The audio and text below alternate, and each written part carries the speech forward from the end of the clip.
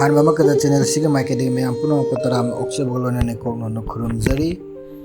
hawjik channel sina breaking news ama puduna lakchari tabisi ing tappa purakna ba singna ba kya ge marak ta lakpani kadagi hendok handna ngak selaga thamlak pada Thadou Inpi gi mihut sing waraure Manipur gi ing tappa purakna ba ge matang da maitei CSO singa wari Sanabada Thadou Inpi Manipur gi mihut sing kadagi hendok handanna thambagi thongbu akanba mong da yaning da ba fongdorakli thogdok asi Thadou Inpi Manipur gi President M James na paumi singa unaba amada hai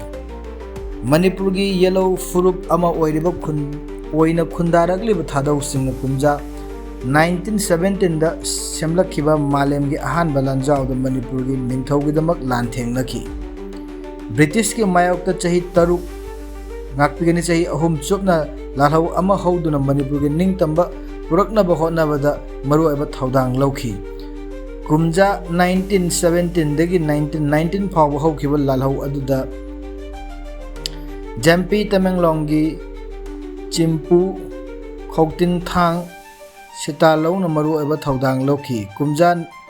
1947 da Manipur ningthau panba leibak ama Wairba matamda Thadou Chief Singna Sana Konungda thabak tawduna state asigi ningtamba ngaknaba thaudang lawduna lakhi Thadou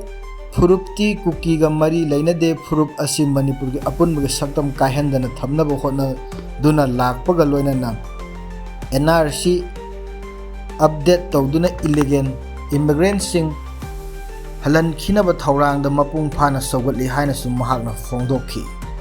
Kumja 2023 gi May 3 dagi Manipur Kanglup ki hana sunaba thogdok thokhraba matung ing tapagi phibam lehanaba wakhalon da ngarang Imphal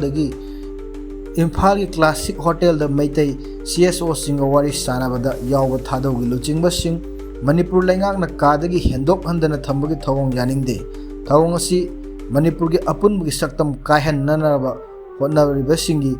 pukning pelhan naba hotnabani haina lokfam toi India government kuki jomi marsu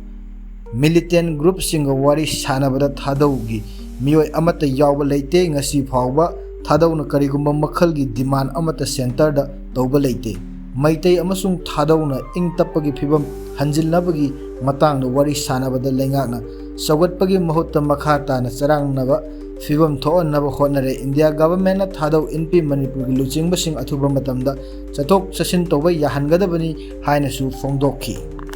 masine kari maram gi damakta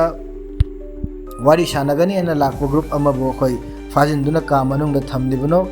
karamba ronba agenda leibage Thadou Inpi gi president